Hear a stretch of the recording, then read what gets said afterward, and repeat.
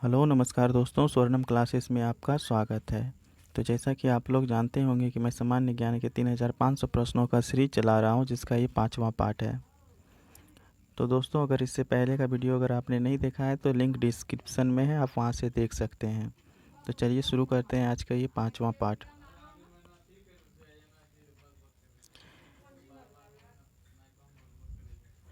निम्नलिखित में से किसे औरम कहा जाता है? तो बताना है दोस्तों, निम्नलिखित में से किसे औरम कहा जाता है? तो इसका आंसर हो जाएगा सोना। बी नंबर आंसर हो जाएगा। तो दोस्तों, सोना मुक्त अवस्था में प्रकृति में पाया जाता है। सोना सबसे आघातवर्धनी धातु होता है दोस्तों, जैसे कि हम आसानी से उसको हथौड़ी से पीट कर चपटा कर सकते हैं। सोना सबसे कम क्रियाशील धातु होता है दोस्तों। सोना जो होता है दोस्तों शुद्ध 24 कैरेट का होता है, और आभूषण आदि बनाने के लिए जो है दोस्तों 22 कैरेट का उपयोग किया जाता है। तो इन्हें याद रखिएगा। चलिए देखते हैं नेक्स्ट क्वेश्चन को। दुनिया की दुनिया की सबसे बड़ी ताज़े पानी की झील कौन सी है? तो बताना है दोस्तों, दुनिया की सबसे बड़ी ताज़े पानी का झील कौन सा है? तो इसका आंसर हो जाएगा सुपीरियर झील। सी नंबर आंसर हो जाएगा। तो याद रखिएगा इनको। चलिए देखते हैं नेक्स्ट क्वेश्चन को।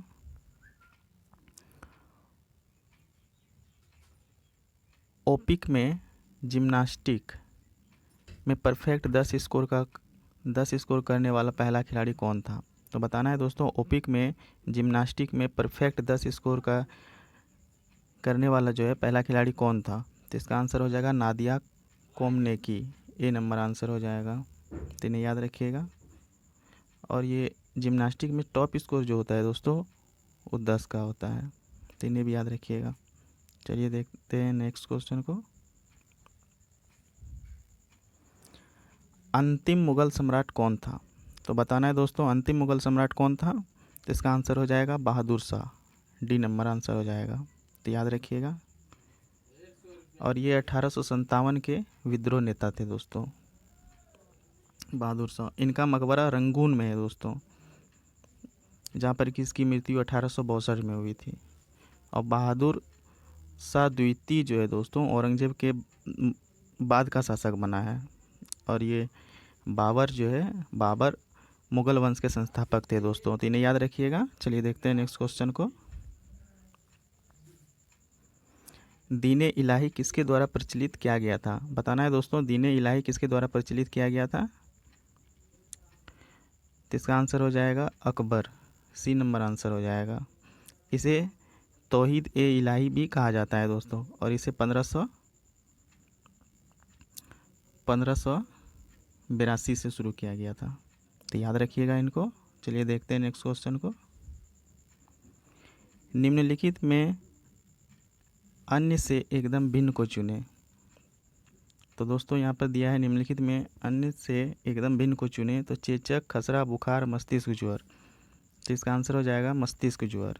तो याद रखिएगा इनको। ये मस्तिष्क ज्वर जो है दोस्तों ये मेनिंजाइटिस रोग, मस्तिष्क की बीमारी है। यह विषाणु जनित रोग होते हैं दोस्तों। तो इन्हें याद रखिएगा। चलिए देखते हैं नेक्स्ट क्वेश्चन को। निम्नलिखित में से ब्राज़ील का आधिकारिक यानी कि ऑफिशियल भाषा क्या है? तो इसका आंसर हो जाएगा पुर्तगाली। ए नंबर आंसर हो जाएगा। तो बताना है दोस्तों, ये ब्राज़ील जो है, ब्राज़ील का राजधानी क्या है? तो ब्राज़ील का राजधानी ब्रासिलिया है। और यहाँ की मुद्रा जो है दोस्तों रियल है, रियल। और ये ब्राज़ील जो है दोस्तों कहाँ पर है? दक्षिण अमेरिका महादेश में है। रियो डी जेनेरो ब्राज़ील का एक शहर है जहाँ 1992 में प्रथम पृथ्वी सम्मेलन जलवायु परिवर्तन पर और 2016 में ओलंपिक आयोजित किया गया था दोस्तों। तो इन्हें याद रखिएगा। चलिए देखते हैं नेक्स्ट क्वेश्चन को। रात में आकाश में सबसे चमकीले तारे कौन से हैं? तो बताना है दोस्तों, रात में जो है सबसे चमकीले तारे कौन से होते हैं? तो इसका आंसर हो जाएगा सॉरियस ए। बी नंबर आंसर हो जाएगा। तो इसे हिंदी में व्याध तारा भी कहते हैं दोस्तों। पृथ्वी के सबसे निकटतम तारा जो है दोस्तों वो सूर्य है। तो इन्हें याद रखिएगा, पृथ्वी के सबसे निकटतम तारा जो है सूर्य है। और पृथ्वी के समीप महत्वपूर्ण तारा एल्फा सेंचुरी है, जिसका 4.3 प्रकाश वर्ष की दूरी है दोस्तों। और साइरस सबसे चमकीला तारा है। तो इन्हें भी याद रखिएगा। चलिए देखते हैं नेक्स्ट क्वेश्चन को। एक ग्लेशियर में गहरी दरार को क्या कहा जाता है? एक ग्लेशियर में गहरी दरार को क्या कहा जाता है दोस्तों? तो इसका आंसर हो जाएगा क्रेवाशे। तो इसका आंसर हो जाएगा बी। तीन याद रखिएगा दोस्तों। इसी प्रकार पहाड़ के बीच जो दरार होता है उसे दर्रा कहते हैं, और ज़मीन के बीच में जो गैप होता है उसे दरार कहते हैं। और शीशा मकान आदि के बीच में जो गैप होता है उसे क्रैक कहते हैं। तो इसमें कंफ्यूज मत होइएगा, इन्हें याद रखिएगा। चलिए देखते हैं नेक्स्ट क्वेश्चन को। सीमांत गांधी किसे कहा जाता है? बताना है दोस्तों सीमांत गांधी किन्हें कहा जाता है? तो इसका आंसर हो जाएगा Khan Abdul Ghaffar Khan. C number answer हो जाएगा। तो इन्हें याद रखिएगा। चलिए देखते हैं नेक्स्ट क्वेश्चन को। क्वींसबेरी नियम नामक कोड का अनुकरण किस खेल में किया जाता है? क्वींसबेरी नियम का जो कोड है दोस्तों उसका किस खेल में उपयोग किया जाता है ये बताना है। तो इसका आंसर हो जाएगा मुक्केबाजी। तो सी नंबर आंसर हो जाएगा। ये मुक्केबाजी के महानतम खिलाड़ी जो हैं दोस्तों वो मोहम्मद अली थे। मोहम्मद अली पाकिस्तानी खिलाड़ी थे दोस्तों, और मेरी कॉम भारत की महिला मुक्केबाजी के खिलाड़ी हैं। तो इन्हें याद रखिएगा, कंफ्यूज मत होइएगा। तो मोहम्मद अली जो है पाकिस्तानी खिलाड़ी थे, और मेरी कॉम जो है भारत के मुक्केबाजी के खिलाड़ी थे। तो इन्हें याद रखिएगा। चलिए देखते हैं नेक्स्ट क्वेश्चन को। किस देश ने फुटबॉल का विश्व कप खिताब सबसे अधिक बार जीता है? बताना है दोस्तों सबसे अधिक बार जो है फुटबॉल का खिताब किस देश ने जीता है? तो इसका आंसर हो जाएगा ब्राज़ील। सी नंबर आंसर हो जाएगा। और ये ब्राज़ील ने जो दोस्तों 1958 में जीता है, 1962 में जीता है, 1970 में जीता है, 1994 में जीता है, और 2002 में भी जीता है। तो इन्हें याद रखिएगा। और प्रथम विश्व कप जो है दोस्तों 1930 में उरुग्वे ने जीता था। तो इन्हें याद रखिएगा। चलिए देखते हैं नेक्स्ट क्वेश्चन को। निम्नलिखित में से थाईलैंड की मुद्रा कौन सी है? बताना है दोस्तों थाईलैंड की मुद्रा क्या है? तो इसका आंसर हो जाएगा बात। सी नंबर आंसर हो जाएगा। तो बताना है दोस्तों यहाँ पे थाईलैंड की जो राजधानी है क्या है? तो थाईलैंड की राजधानी बैंकॉक है। तो इन्हें याद रखिएगा। दक्षिणी पूर्वी एशिया का देश है थाईलैंड दोस्तों, और चीन की मुद्रा जो है वो युआन है। ये युआन जो है ये चीन की मुद्रा है। तो इन्हें याद रखिएगा। और ये रिंगिट जो है दोस्तों ये मलेशिया की मुद्रा है। तो इन्हें भी याद रखिएगा। चलिए देखते हैं नेक्स्ट क्वेश्चन को। इनमें से कौन सी गणित विषय पर लिखित एक मध्ययुगीन भारतीय पुस्तक है? तो बताना है दोस्तों गणित की विषय पर लिखित एक मध्ययुगीन भारतीय पुस्तक कौन सी है? तो ये लीलावती है। बी नंबर आंसर याद रखिएगा। और ये लीलावती पुस्तक जो है दोस्तों किसने लिखी थी? तो भास्कराचार्य द्वितीय ने लिखे हुए थे। तो इन्हें याद रखिएगा। और ये लीलावती कौन है दोस्तों? लीलावती जो है श्रीलंका की राजकुमारी से सातवाहन के 17वें राजा ने विवाह किया था दोस्तों। और ये रूपमती जो है दोस्तों ये रूपमती बाज बहादुर की पत्नी थी। तो इन्हें याद रखिएगा। चलिए देखते हैं नेक्स्ट क्वेश्चन को। एक कॉम्पैक्ट डिस्क में किस तकनीक का इस्तेमाल किया जाता है? बताना है दोस्तों एक कॉम्पैक्ट डिस्क जो होता है उसमें किस तकनीक का उपयोग किया जाता है? तो उसमें किया जाता है लेज़र का। बी नंबर आंसर हो जाएगा, याद रखिएगा। और ये लेज़र का बहुआयामी उपयोग होता है दोस्तों। चलिए देखते हैं नेक्स्ट क्वेश्चन को। विश्व पर्यावरण दिवस कब मनाया जाता है? तो बताना है दोस्तों विश्व पर्यावरण जो है वो दिवस कब मनाया जाता है? तो इसका आंसर हो जाएगा 5 जून को। 5 जून को मनाया जाता है। तो सी नंबर आंसर हो जाएगा, याद रखिएगा दोस्तों। 5 जून 1972 स्टॉकहोम में प्रथम जलवायु परिवर्तन पर विश्व सम्मेलन हुआ था? तो इन्हें याद रखिएगा। राष्ट्रीय विज्ञान दिवस जो है दोस्तों 28 फरवरी को मनाया जाता है। ये 28 फरवरी जो है राष्ट्रीय विज्ञान दिवस मनाया जाता है, इन्हें भी याद रखिएगा। चलिए देखते हैं नेक्स्ट क्वेश्चन को। यूनेस्को का मुख्यालय कहाँ स्थित है दोस्तों? बताना है यूनेस्को का मुख्यालय कहाँ स्थित है। तो ये पेरिस में है, तो डी नंबर आंसर हो जाएगा, याद रखिएगा। चलिए देखते हैं नेक्स्ट क्वेश्चन को। हवा के परागन को क्या कहा जाता है? तो बताना है दोस्तों हवा के परागन को क्या कहा जाता है। तो इसका आंसर हो जाएगा एनिमोफिली।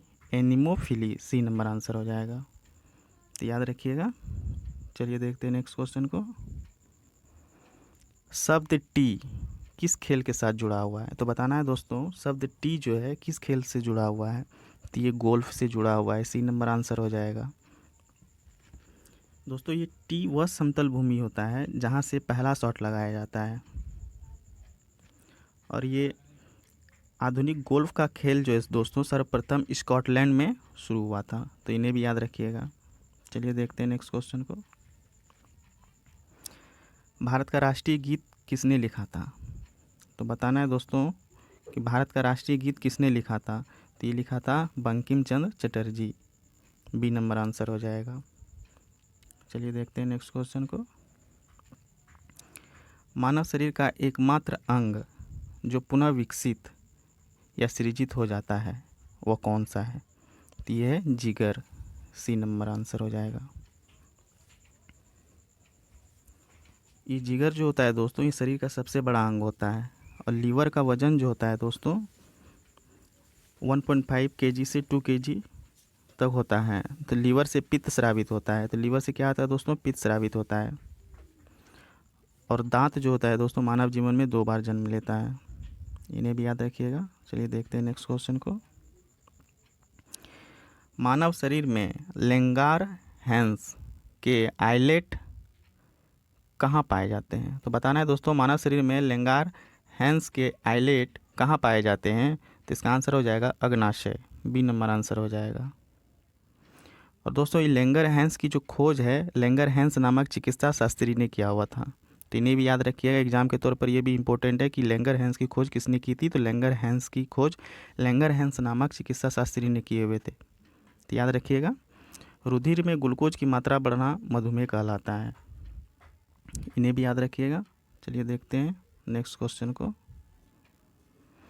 निम्नलिखित में से कार्बनिक यौगिकों ऑर्गेनिक कंपाउंड में हमेशा क्या मौजूद रहता है? तो बताना है दोस्तों कार्बनिक यौगिक में हमेशा क्या मौजूद रहता है। तो कार्बन, ए नंबर आंसर हो जाएगा। और ये जो कार्बन होता है दोस्तों ये पृथ्वी का सबसे अधिक मात्रा में पाया जाता है। कार्बन पृथ्वी में सबसे अधिक मात्रा में पाया जाता है। कार्बन के 2 प्रकार जो अप्रूव प्रकार हैं वो हीरा और ग्रेफाइट है, इन्हें भी याद रखिएगा। पेंसिल जो होता है पेंसिल ग्रेफाइट कार्बन से बना होता है, तो इन्हें भी याद रखिएगा।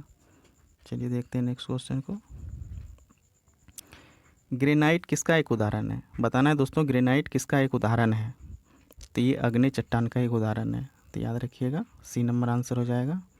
चलिए देखते हैं नेक्स्ट क्वेश्चन को। दोस्तों मैं जो भी ये क्वेश्चन बता रहा हूँ ये सभी पिछले एग्ज़ाम में पूछा गया है, तो ये एग्ज़ाम के तौर पर बहुत बार रिपीट भी हुए हैं, तो इन्हें याद रखिएगा, बहुत ही इम्पोर्टेंट है। पंच्ड कार्ड को डैश भी कहा जाता है, तो बताना है दोस्तों पंच्ड कार्ड को क्या कहा जाता है। होलेरिथ कार्ड, ए नंबर आंसर हो जाएगा, इन्हें याद रखिएगा। चलिए देखते हैं नेक्स्ट क्वेश्चन को। किस क्रांतिकारी ने खुद से मौत को गले लगाया था? बताना है दोस्तों किस क्रांतिकारी ने खुद